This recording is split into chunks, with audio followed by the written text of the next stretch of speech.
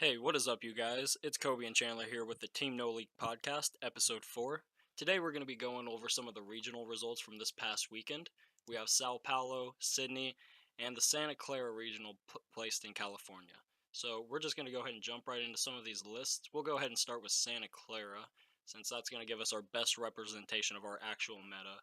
And we'll just kind of start to see how the meta's shaping up and how it's going according to what we thought it would do. So in first place, we got Kianamini with his Reshiram and Charizard deck. Most notably, he's playing the 4 Volcanion in it and an Eevee and Snorlax GX. So I really hadn't been a big believer in the Volcanion card, but Keon really showing that it does have some value, especially when you're going second. Playing 4 of him just ensures that you're going to start him a lot of the time, as well as the Switch and the Guzmas that he plays. So the list looks solid for sure, and what do you think about it, Chandler?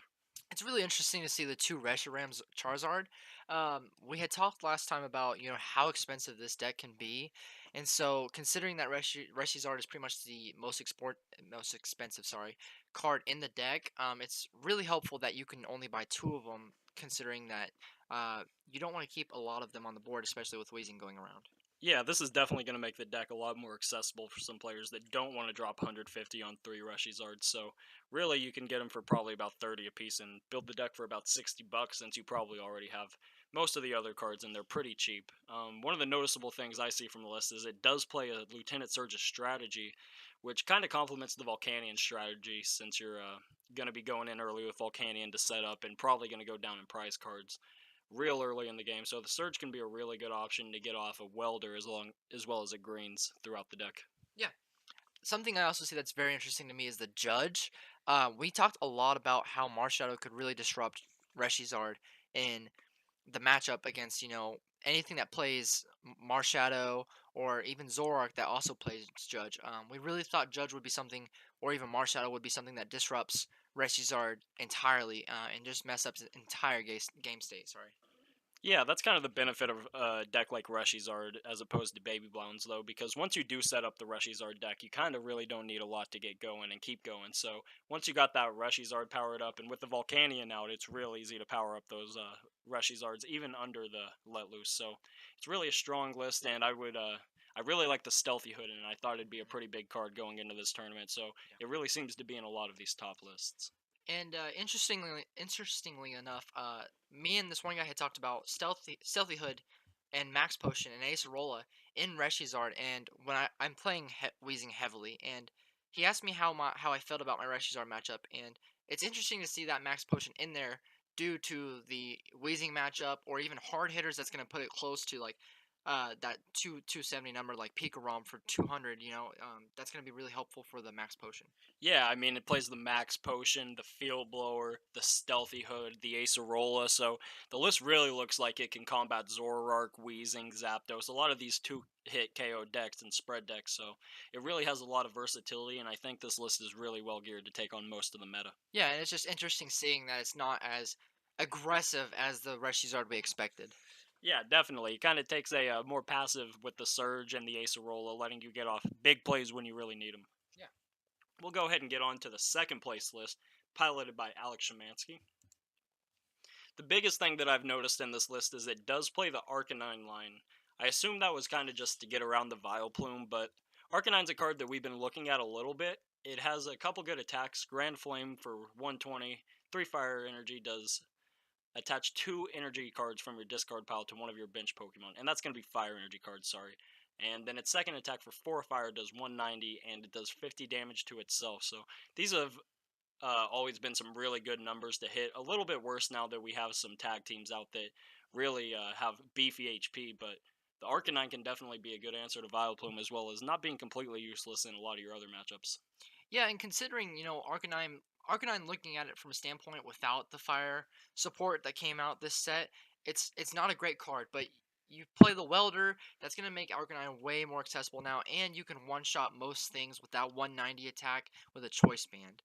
That's gonna put you right at 220, and even a Kukui will get you at what 240, right? Yeah. And that's really good against the Pikarom matchup. So an interesting idea, even as a standalone deck by itself. Yeah, it's really interesting to see how the non GX attackers really different in this matchup here. Not this matchup, these lists here, sorry, between Keon's and Alex Szymanski's. Keon was playing the heavy Volcanion line while Alex decided to go for an Arcanine, Shining Lugia, and a Turtonator, so it does look like both decks definitely plan to go non-GX heavy as they're playing 3 or 4 of each of them. So another interesting thing is that Keon's list was playing the green Search Engine while Alex was playing the Jirachi engine, playing Welder in a thick Kiawe account to really just try to pop off turn 1 as hard as possible. Yeah, it is very interesting, like you said, how they differ. It seems that this list is much more aggressive, as opposed to Keon's list that was a little more passive, a little more slow, and can take things a little easier. Yeah, I mean, this list plays the 2 Mars Shadows, which you can get out of real easily with its Jirachi package and the Kiaways, as well as the 3 count of Rush Ram and Charizard. So this deck is really what we thought it was, meaning to just go fast and really just steamroll games. And something you also haven't seen is Force Switch in any other deck besides Zapdos. That's kind of insane to me to see. He's not playing. Is he playing? He is playing to a skateboard, so that's still kind of crazy to me to see. That he's playing the to a skateboard to retreat the Jirachis, but he's also playing Force Switch. Just very interesting to see in a Reshizard list. Yeah, I really like high switch counts in a lot of these decks, and it really gives you a lot of consistency to get out of Guzma, to get out of Counter Catcher when you get something pulled up that you really rather wouldn't. But um, the problem I see with a lot of these decks trying to cram Jirachi in is they also have to cram in a ton of switch cards that the deck really just doesn't need otherwise. So Jirachi is really a thick package, unlike something like Oranguru or putting some Mars Shadows in, where it really takes 7 or 8 cards to put Jirachi into your deck. Yeah. We'll go ahead and go on to the third and fourth place list, which were both Zapdos variants. The third place list, piloted by Michael Catrone, was a Zapdos Buzzwole variant. This is a deck that I'd been really hyped on since the team up format, since Finnegan Lynch posted his version of the deck, and it's just a really strong deck with a lot of good matchups. It has a lot of versatility, and I think it has a lot more consistency than the Zap Beast decks. So the interesting card I'm seeing in here is the Marshadow and Machamp GX. I hadn't really considered this in my list, but it does have some good attacks that can be pretty easily powered up by things like Tapu Koko Prism Star. So definitely something for its revenge attack at least to take some big knockouts in games against things like Pikarom. Personally, it was very interesting to me to see the Marshadow and Machamp GX. I think it just gets outplayed by Weezing. I think if he's a player that played Marshadow and Machamp GX against Weezing, I think it's just a bad idea. Obviously, he did very well getting third place, um, but I think it just kind of gets steamrolled by Weezing and any other psychic Pokemon. Yeah, I don't think this card is ever meant to hit the board in the Weezing matchup, so I think it's kind of just Ultra Ball fodder at that point. I'd never played in that matchup, but it's interesting to see that he does have some text for Weezing in his list. Mew, Stealthy Hood. I also believe I heard him say that a Field Blower would also be needed in the deck to really counter the spread decks, but he does have some defense against those, and I was big in favor of trying to counter Weezing with Zapdos. It's a pretty hard loss if you don't. Yeah, absolutely. It is good that he's playing the Mew. I think this deck just really takes a loss to Weezing still. He did better than all the Weezing decks and made it work, but I haven't really found a problem with Mew when I'm playing Weezing. It doesn't really bother me that much. As long as I get the Muck down, or even if I knock out the Mew consecutively, 1 and 2 turns, it's not gonna really cause a problem. And this is a basic deck that's just gonna take damage the whole time. Uh, I'm really surprised that Weezing didn't take out this deck quicker than I thought it would. I mean, I think the Stealthy Hood and the Mew might just be enough, because the Stealthy Hood, when you put it on the Mew as well as the 2 Stretcher, your opponent's never going to get rid of that Mew. 90% of Weezing decks aren't going to play the Muck because it just decreases their consistency even worse than it already is. So I think the deck can definitely take wins against Weezing. I think it definitely needs the Field Blower in there to consistently beat the deck, though. A couple more cards that I hadn't played in the deck is going to be Professor Kukui. I'd considered it a few times, but I really didn't think it was ever too valuable for any math. But I'll have to take a look at some of these tag teams, and that might change my mind. So the fourth place list is Mike Morton's, and this is a Zap Beasts deck. And interestingly enough, it's also playing the Marshadow and Machamp GX, so a card that's really looking like it's coming in clutch for these Zapdos decks.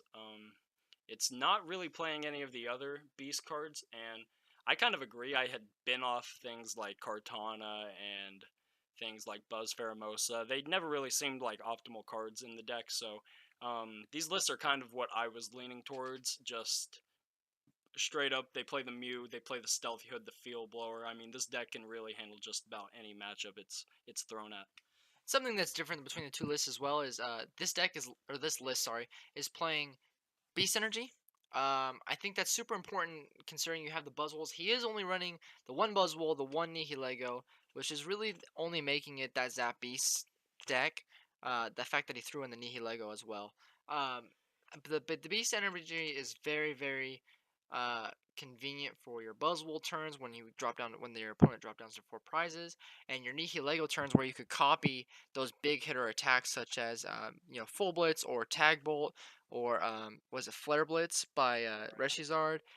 That's gonna knock out a 260 Pokemon, and even if you have a choice band, you can return knockout with one prizer on a Reshizard. So that Beast Energy is very. I think you kind of need to play it in most Zap Beast, Zap Buzzwole variants. Yeah, I think the main reason that it wasn't played in the straight Zapdos Buzzwole variant is that variant does play Viridian Forest, so he may have just valued being able to find that fighting energy when he wanted it over the extra 30 damage that the Beast Energy provides. I also find the Shrine of Punishment interesting as opposed to the Viridian Forest. Um, it's just two different preferences, I think, and both lists are playing very low GX counts, so I think both of them have the option of playing the Shrine of Punishment.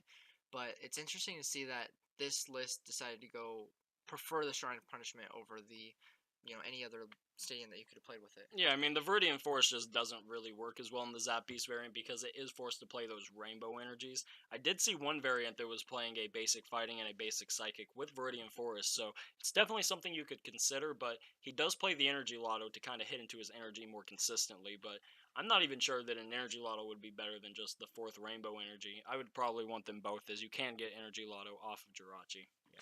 And I'm also starting to like Energy Lotto not only on this Zapwol list, but also in Weezing lists and Zoroark lists. Considering that now in your Zoroark list you're going to be playing 4 DCE and even maybe 4 triple acceleration energy, which might be a little hard to hit now in your new decks, such as like I said, Weezing and Zoroark, and the other deck that's going to be playing DCE and triple acceleration consecutively.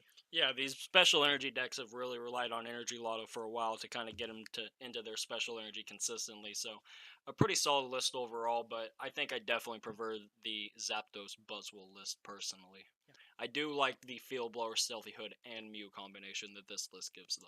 And that is something that Kobe has been talking about for a while, is putting that combination of Stealthy Hood, Mew, and Field Blower into the list in order to guarantee that win against Weezing and other decks that, maybe spread, which we're only seeing Weezing, or the Field Blower, which is going to help us with Wishful Batons as well. Yeah, the Stealthy Hood also lets your Jirachis get around things like Muck, lets your Zapdos hit into things like Vileplume, so it's really an out to a lot of these strategies that really hinder Zapdos a lot.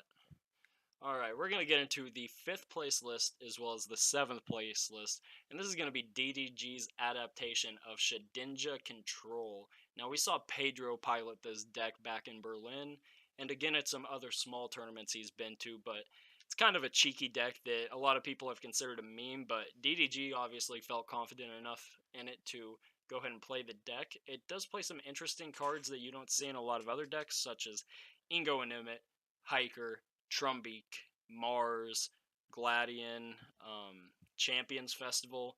I think the list overall is pretty solid. I'm interested to see why he plays the Fire Energy. I'm sure it's just to use Heat Factory, but other than that, it doesn't really seem like it matters what energy you play. With this list now, I'm pretty convinced that DDG can just play whatever the hell they want and have some success with it.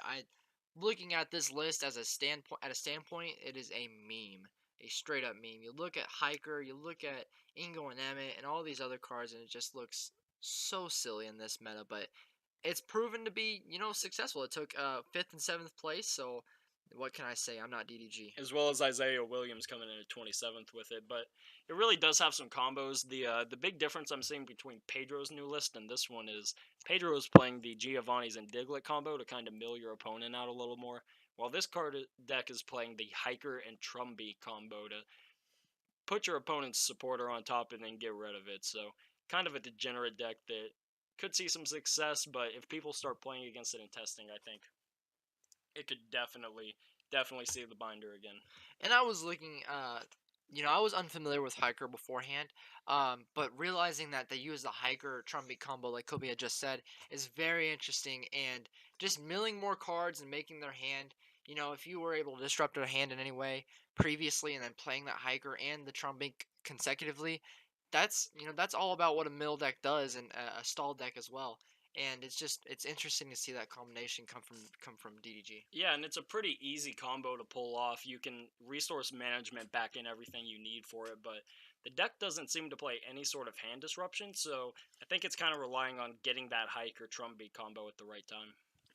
Something I'm not seeing either is any energy disruption, I don't think. I see the one Faba, which will get rid of that special energy, but not really any Plumeria or Crushing Hammer or even, what's the other one? I can't talk, sorry. Enhanced Hammer.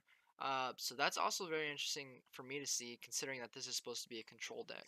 Yeah, and that was something I was talking to Chandler about earlier, how Shedinja is one of the control decks that are rare because they don't really care if you have energy on board. They don't care if you're knocking out your Pokemon. So they're just going to keep throwing up Orangaroos with Shedinjas on them all day. So if you don't have an answer to that, it could definitely be a little tricky for you to beat. And considering this is a control slash stall deck, it's a little. It's funny to say that the other decks might be a little more aggressive, such as Lucario Melmetal stall and even Wacky Smacky back in the day. This is a little more passive control deck, and Zoro control as well. There's a little more passive control deck, just kind of taking your time, just resource managing and Shedinja onto the resource management as much as possible. It's just very interesting to see. Yeah, and I probably wouldn't recommend this deck as field blower counts are going up. Any deck that plays a high Guzma count can get around the Shedinja strategy pretty easily, so definitely something I wouldn't recommend playing in the future.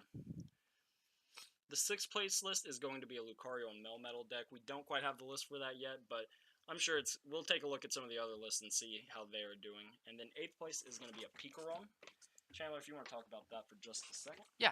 Pika ROM is something, again, that I've tested a little bit in this standard format, only in, what was it? Right after Lost Thunder is when I started testing it. Or, sorry, right after Team Up, I am sorry, released.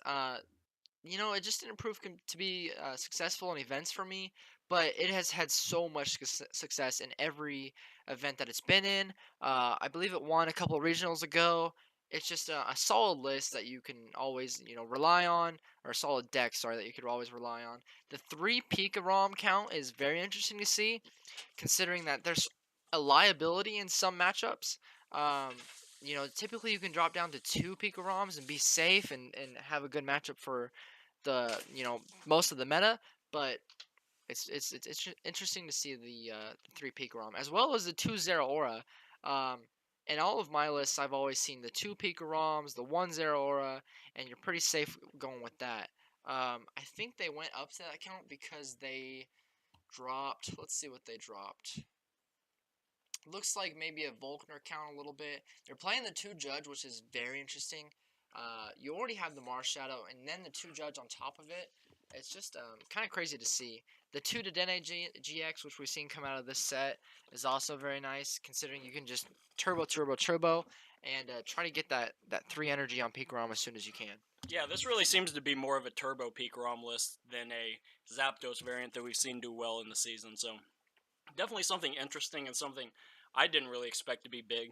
The big thing I've been advocating in Pikarom decks is the switch from Viridian to Aether to kind of counter those Reshizard decks, but as you can see, in 8th place, it clearly took a loss to Keon in 1st place, so Pikarom, pretty good against a lot of the meta, but kind of loses to some of the top decks, I believe.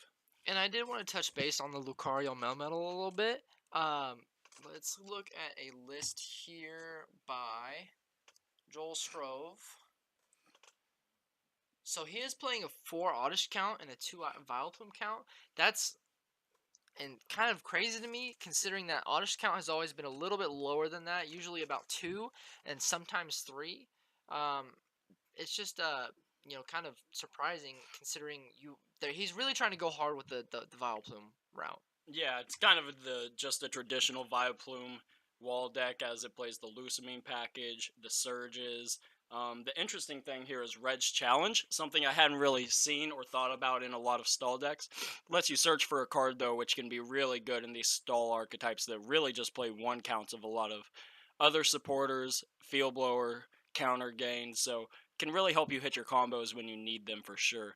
4 Stevens Resolve, 3 Lucamine, 2 Acerola, 2 Plumeria. These have all been really standard counts in these stall decks, so definitely something that I thought would perform very well at the tournament, and it kind of did. I thought it would end up taking the whole tournament down, but really just looks like it couldn't get past some of these other decks like Zapdos, and I'm not really sure how it takes a loss to a few of these decks, but Stealthy Hood is a really good card, and if your opponent banks too hard on Vileplume winning games, then you can sneak up on him and take a quick knockout on that if they don't have anything else on their board. So I think that's going to wrap it up for Santa Clara. We're going to go ahead and jump into the Sao Paulo regional, which surprised me quite a bit that it performed. I'm sorry, that more players were at the Sao Paulo regional than the Santa Clara. I didn't expect it to be quite as big as it is. I know South American tournaments are usually pretty big, but 501 seems pretty large for a Brazil tournament. Alright, and it looks like this tournament was also won by Rashizard, played by Pablo Meza. He's been a really strong player, makes a lot of good videos under Tablemon. So we'll go ahead and take a look at his lists here. This one is playing a thick Jirachi count compared to the 2 that Alex Szymanski was playing, as well as a 4 Kiawe count, so even thicker than what he was playing. A big card that I'd been hearing a lot of hype on in these Rashizard lists is the Miltank. And this really seems to be his out to some of these one prize decks to heal his Pokemon. I definitely think something you'll see in these Reshizard lists is a lot of healing. Kind of as we were seeing with Peak Rom, Tekken and Acerola, some Zapdos Jolteon variants teching in a Max Potion. So the healing really seems to be a big part of some of these tag team strategies. Yeah, and this is about as aggressive as we see Reshizard get. Like I said, Reshizard is supposed to be an aggressive deck, and it was just surprising to see a more passive deck do well in the Santa Clara event. But this is the aggressive Reshizard deck.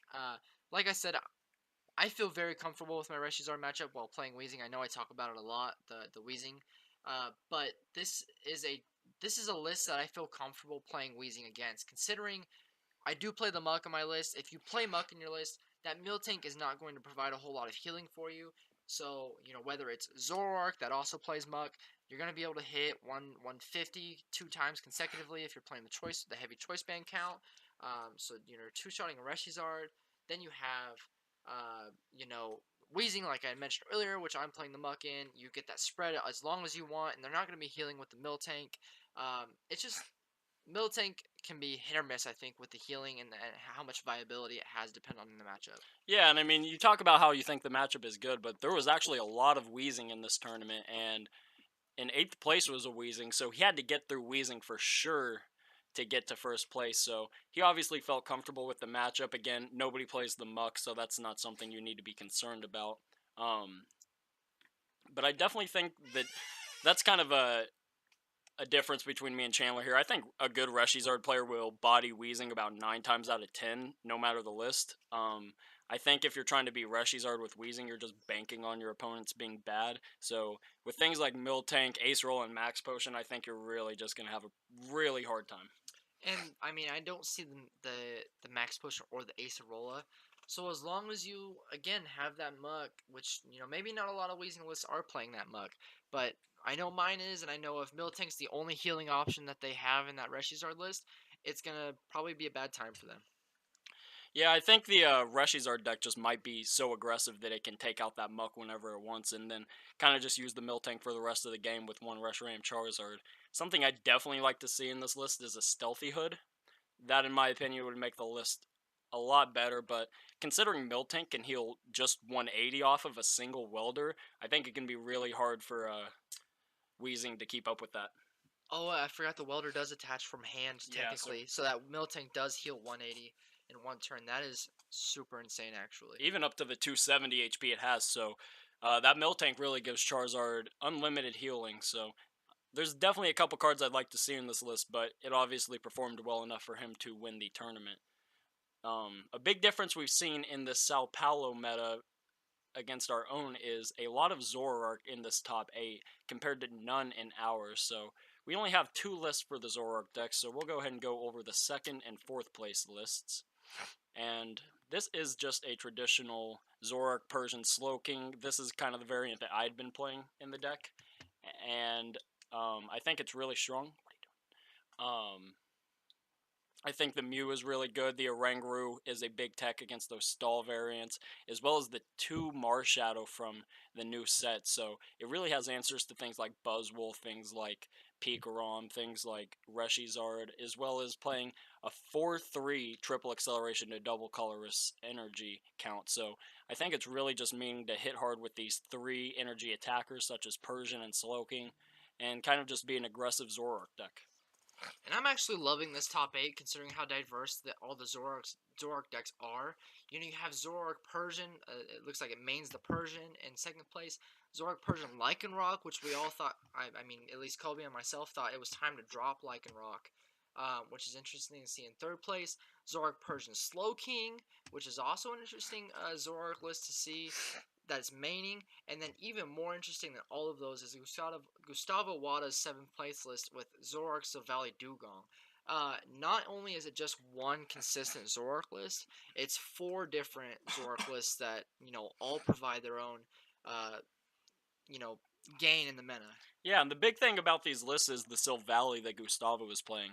Silvally's a decent card in its own right, but besides its GX attack, I don't really see a whole lot of reason for playing it. You don't get a ton of use out of the ability, you don't get a ton of use out of the turbo drive attack, so definitely not something I'm too keen about over Persian, but Gustavo's a good player, and he obviously had a reason for it. Yeah, and considering that Silvally's ability is sort of non-existent in the Zoroark list, you know, considering you have multiple stage 1s in that list, it's kind of awkward seeing that Silvally's ability come to use, which really utilizes the card at its most that you can. You know, you have the Lycanroc as its opposing counter, which lets you use the ability, and you can use its second 2 attacks as well. And considering that Silvally's ability is less optimal than the Lycanroc's ability, it's interesting to see. Yeah, something else to note with the Silvally is the use of the memory cards it has. Zora can really get into those pretty well, so considering what memory cards he had could really give him a good matchup spread against a lot of things. The Dugong, the Silvally, it all seems to really lead towards a pretty aggressive Zoroark list, so I think it's really just meant to hit hard early and keep going for the rest of the game. Yeah, and like you said, you can really utilize those memory cards in this meta now, considering you only need about 2 or 3 memory cards at most. You need the fighting memory, you need the water memory, and you might take in a different type of memory depending on how comfortable you feel with certain matchups. I know him and I have tested a little bit of Ninetales Silvally, which might have been the wrong route to go with Silvally, if you were to go with Silvally at all. So maybe, you know, Zoroark Silvally could be a way to go now that Zora can draw into those memory cards a little better, and Silvally is going to hit hard with those memory cards. Yeah, I think it just feels kind of awkward with Silvally and a Zoroark deck because I doubt the list is playing basic energy, so you just kind of don't get full effect out of that turbo drive attack, which kind of makes me feel bad, but we'll go ahead and get into this 4th place list here. It is a Zoroark Persian Slowking, which is taking a higher emphasis on the Slowking as opposed to the other list. The other list was just playing a 1-1. This list is playing a 2-2. I'm not sure if the 2-2 is entirely necessary. I was leaning more towards a 2-1 count, but definitely looks like a consistent list that the Taden Liza is an interesting card just to get out of your muck, I assume, without having to use a Guzma. 3 Guzmas is something that I've really liked in Zoroark, and I cut to 2 once, and I really hated it, so definitely not something I would consider a cut spot. Plays an ace role and a max potion, so it really has a lot of bases covered with these 1 prize decks, as well as something that me and Chandler had been discussing, whether or not to play 1 or 2 Persian in these decks.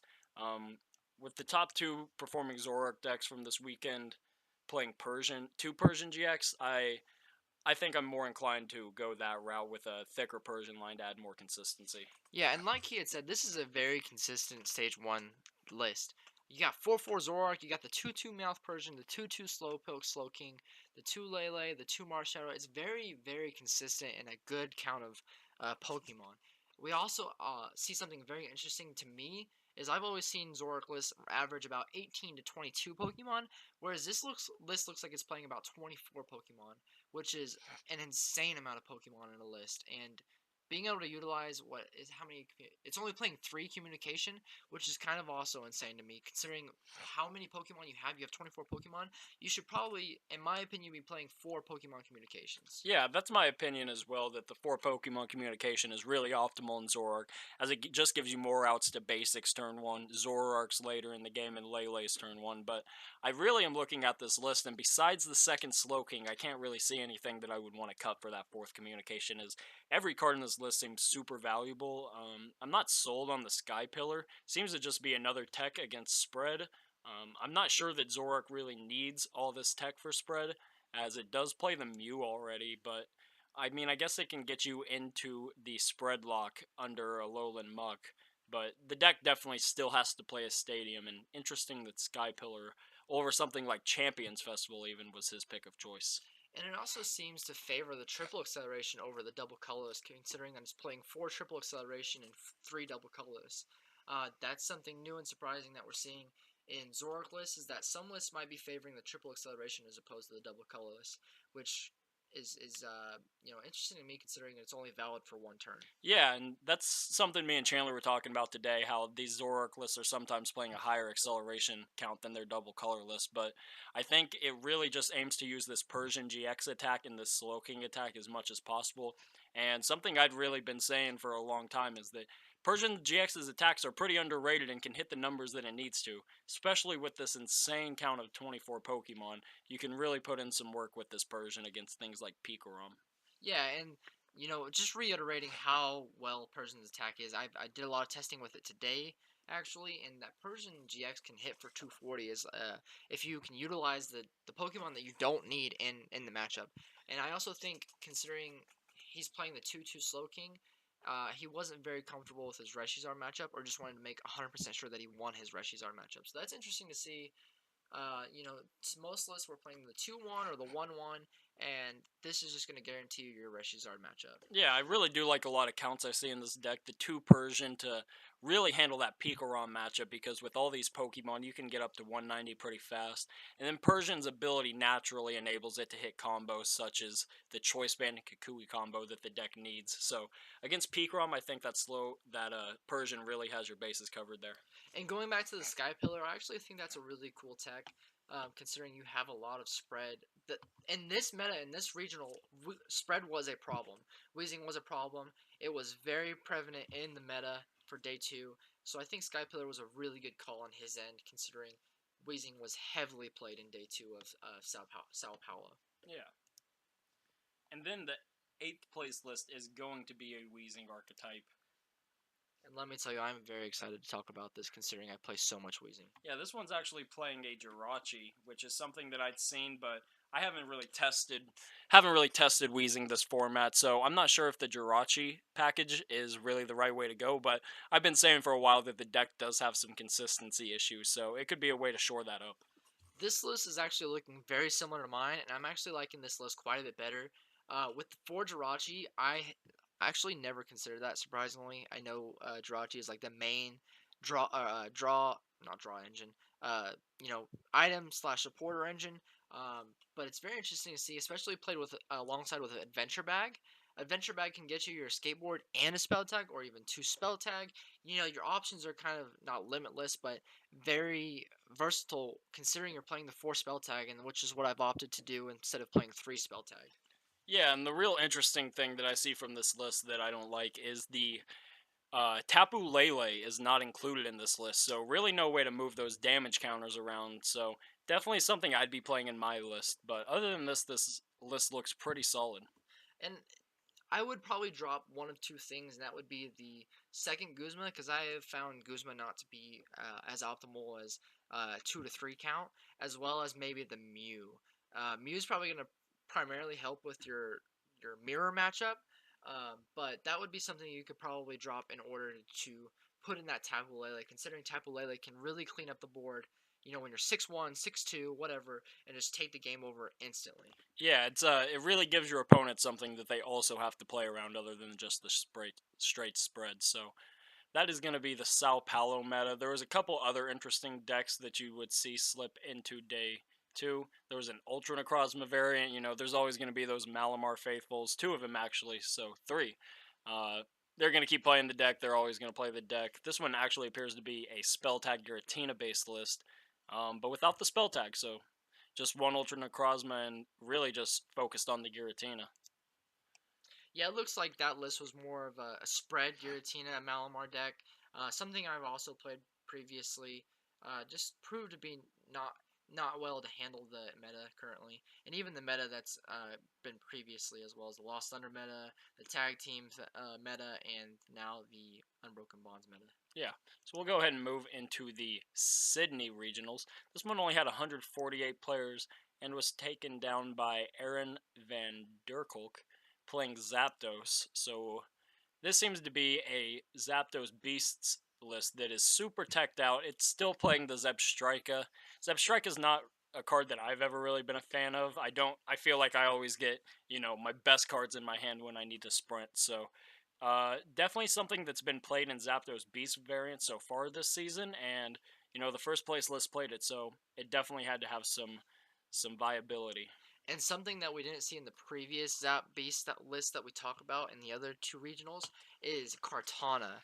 They did opt for the Kartana in this list. It's a very interesting card. Kobe's talked a lot about it.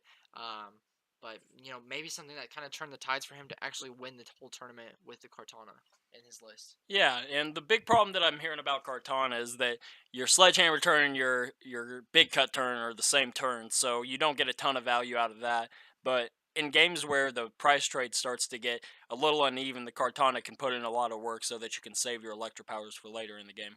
Yeah, and he even plays the Buzzwole Pheromosa, or the Pheromosa Buzzwole, sorry, which is also something that's kind of been questioned in Zap Beast lists. Yeah, definitely. Not something I've been super hype on, but I can definitely see the value of just slapping it down late and taking a couple easy prizes on Marshadow or Jirachi.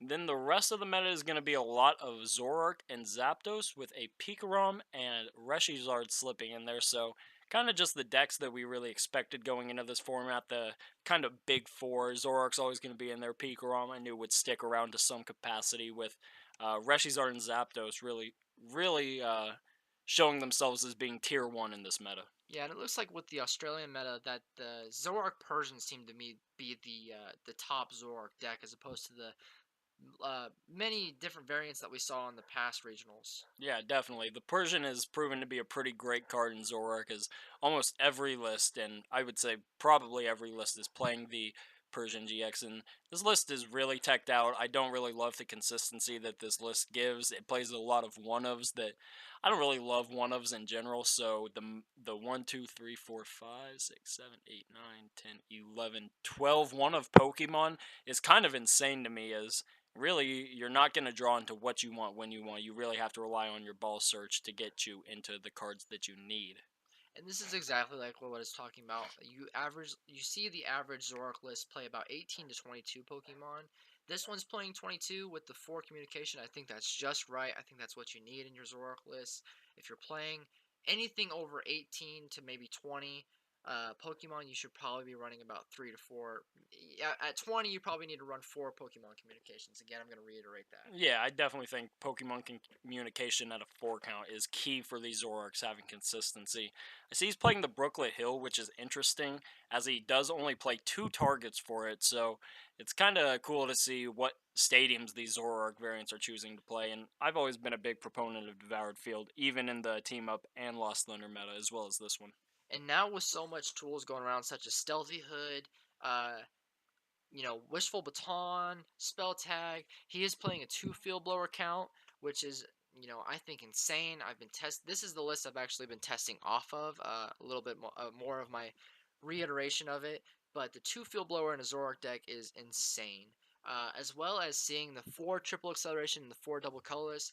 It's just consistent energy count. It gives your Zoroark 8 energies, and it gives you the max number of triple accelerations that you can use for your Persians, your slow kings, and other Dugong as well. Yeah, definitely. So we'll go ahead and take a quick look at this last list, which is going to be a Reshizard list. interesting to see they were also playing the High Volcanion count as well as the Flareon GX to counter the Vileplume decks.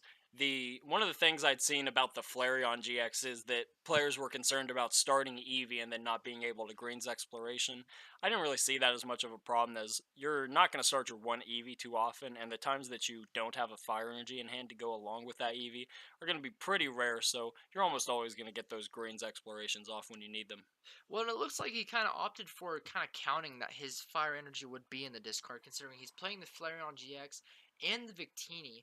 I can't quite remember what the Victini does. I thought it was 20 times the amount of fire in your discard, and then you put them yes, back in your deck. yes, exactly. And it looks like again like he was counting on his fire energy being in the discard, considering he's also playing the is he playing fire crystal? He's playing the one fire crystal, so he is going kind of basing it off of his fire energy being in the discard and utilizing that Flareon GX and Victini a little bit more. Yeah, definitely. And another thing that I see in this list is a Lieutenant Surge's strategy. So this seems to be pretty close to Keon's list, just with a little bit of other cards, not quite as much healing, not quite as much defense against one prize decks. So definitely looking like one of the top builds with the Heavy Volcanion, the Eevee and Snorlax, the Lieutenant Surge. So definitely a deck to watch out for, and still going to be a top tier contender going into Madison Regionals. As well as the heavy stadium count. He is playing 3 power plant and 1 heat factory. That 3 power plant is kind of insane, considering that this is a Reshizard list and you're trying to make room for your welders, your Kiawe's. And he's not playing Kiawe like he said.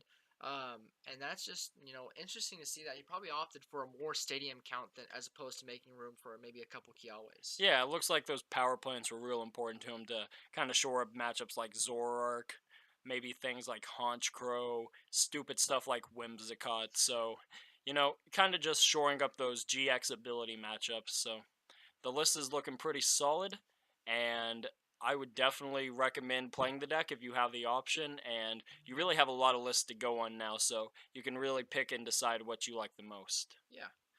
But I think that's kind of going to wrap up our, our talk about all the past 3 regionals that happened this weekend. It was interesting to see. Looks like it was pretty consistent with Zapdos, Reshizard, Pikarom a little bit, and all of the new Zoroark variants that we have and that we get to choose from. So again, we'd like to thank you for joining episode 4 of our podcast for Team No Leak. Go ahead and give our page a subscribe and a like on Facebook and YouTube. And thank you for joining us. Thanks, guys.